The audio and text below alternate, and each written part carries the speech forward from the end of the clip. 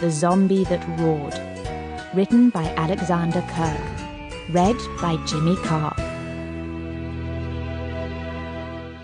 Now, Brian Fellows might have been your average mousy bloke who wouldn't say boo to a fart, but his life was okay. He had a job, a house, and best of all, he had a fiancée, Judith, who loved him. Oh yeah, life was pretty good. So it was a bit alarming when he woke up to find himself with a sheet over him, and not quite with it, to say the least. His mouth was dry, his head hurt, and he felt generally, well, awful.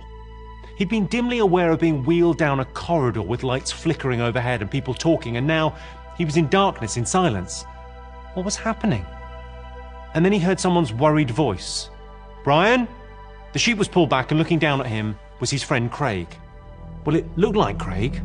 Sort of. "What's happened to your face?" Brian asked. "Mate," said Craig, "do you want the bad news or the really bad news?" "First off, we're in a morgue, mate." Brian painfully got to his feet and saw a row of 4 sheet-covered bodies. "And the really bad news," continued Craig, "is that I think we're dead, mate." Brian looked at his friend's colourless face and dull eyes. He looked dreadful and very dead. Panicking now, Brian looked around for a mirror. He could only find a shiny metal locker and a grey, dead version of himself reflected back. Brian's mind whirred. What? How? Why? You know, the usual questions you ask yourself when you suddenly discover that you're dead and wearing a gown with your arse on show. He stood for a moment. "But I don't remember anything. What about Judith?" He turned and saw Craig lifting one of the sheets to reveal a fat, rotting corpse. "Christ!" Craig said and turned back to Brian. "This is all fucked up, mate. Let's get out of here." And just as he said that, the fat corpse sat up quickly behind him, as did 3 others in unison. A woman, a bald bloke, and a huge creature with muscles. Brian's mouth fell open. He couldn't speak. "You okay?" Craig asked. Brian slowly pointed at the creatures. Poor Craig didn't have a chance to take it in, as the monsters were suddenly up and on him, sinking their teeth into his flesh. Craig screamed in agony. "Get out of here, Brian! Get out! Save yourself!" Now, Brian might have been timid, but he wasn't an idiot, and he moved. He moved quicker than he'd ever moved before. He pulled open a door into some sort of huge, disused furniture factory, the odd light bulb illuminated industrial racks and rusty machinery going off into deep shadows. He couldn't see a way out, but he could hear Craig screaming, as they no doubt pulled off his legs and ate them like giant drumsticks. He stopped. Gulping down air, he peered around at the furniture that littered the place. A stack of doors, a rack full of occasional tables, and sawdust coating everything. The shadows were dark here. But was he safe? Did they follow? Said a bald zombie, suddenly right up close behind him. Brian reacted in a mad panic. He grabbed a table leg and he swung it hard and fast, catching the monster square on the side of the head. Thunk, it went down, groaning. Brian brought his fist up to his mouth in terror and looked down at the stricken zombie. It rolled onto its back and opened its eyes. Brian quickly brought the weapon down again and again and again until he could feel warm zombie brains between his toes. "You bastard. You bloody bastard." Brian spat the words as he fought back tears. Craig might have been a bit of a dick and insisted on calling him mate all the time, but he didn't deserve to die. Well, not like that anyway. He looked down the aisle and listened. Nothing. They must have split up. He leaned back again and let the tears come. So, here he was, dead. Dead and confused. And he had the worst headache of his life. There must have been some sort of zombie apocalypse, or a secret military nerve gas had leaked into the water supply. That's what usually happened in the movies. He should know. He had seen all of them. He must have been bitten or something. And now, here he was in a zombie lair. Christ, dead and slowly turning zombie. It was always so much quicker in the films, but this was real life, thought Brian. It was only a matter of time before he was caught and pulled limb from limb as they feasted on his flesh. He either hid until he slowly turned zombie himself, or just let them catch him and eat him. What a choice. Or maybe there was another way. Judith was always telling him that he had options, he didn't have to do what his stupid mates did. He looked at the bloody table leg in his hand and straightened up. Maybe now he was dead, he could finally achieve something. He hardly dared think it, but if he could kill these zombies, he'd save, well, God knows how many humans from a fate worse than death. And then he'd naturally have to end it for himself before he succumbed to the full zombie urges. But his demise could be the making of him.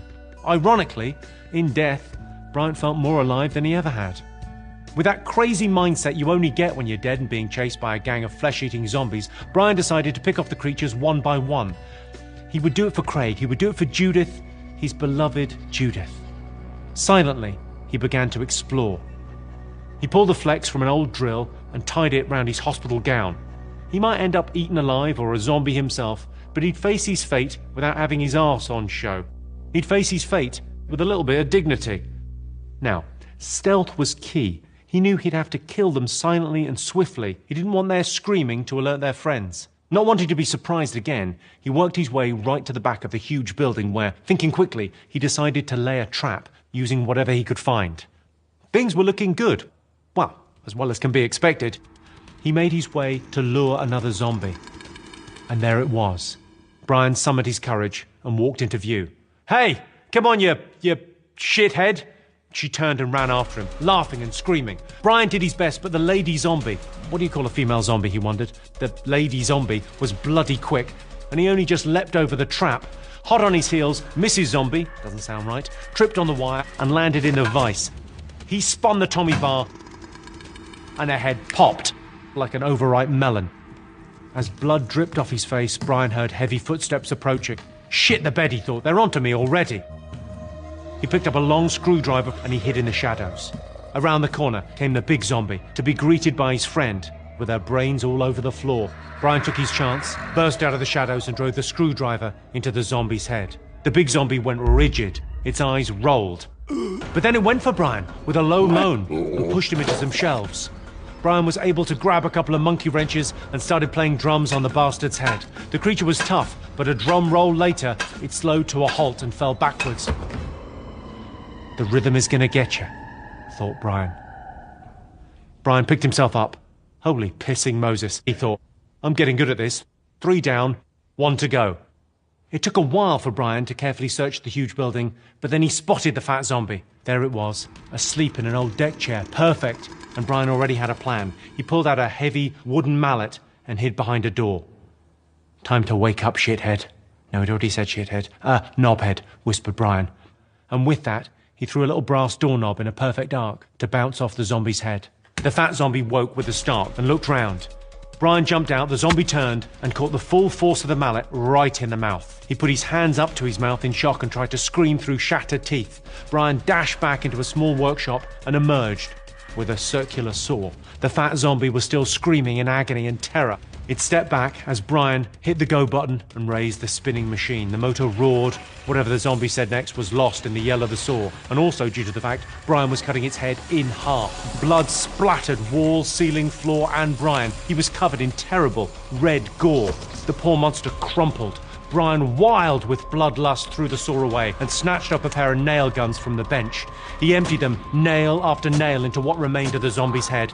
And then, to make sure, he picked up a claw hammer and smashed away until the zombie looked like something that had had its head cut in half, filled full of nails, and then been pulverized with a claw hammer. Exhausted, Brian sat back in his haunches, raised his arms to the heavens and screamed out in terrible, mad triumph. He scooped up a handful of gore and stuffed it in his mouth. The taste of blood checked him for a second. Was he changed already? Was he now like them? Was he zombie? So soon? Perhaps now was the time to end it, but so soon. Brian put all his weight against the warehouse door. It slowly creaked open, and he stepped out into early morning. Sunlight bathed his blood-streaked face as he staggered into the car park like he just saved all mankind, a hero. He paused. Would there be anyone left to save?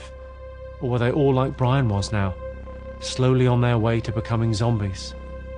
As his eyes adjusted to the shock of the light, he saw a figure emerge from behind a car, and it seemed to be Craig. Was it Craig? Escaped? But what was he? Had he been turned zombie? And then he heard laughter. Was that laughter? He squinted against the rising sun and saw Craig, beer in hand, laughing. He was definitely laughing. Next to him was Bill Travers, laughing. It seemed at him. He walked towards them, not understanding for a second. Craig and Bill, his best mates, his best men. They jeered and applauded. "About time," Bill shouted, and then more laughing.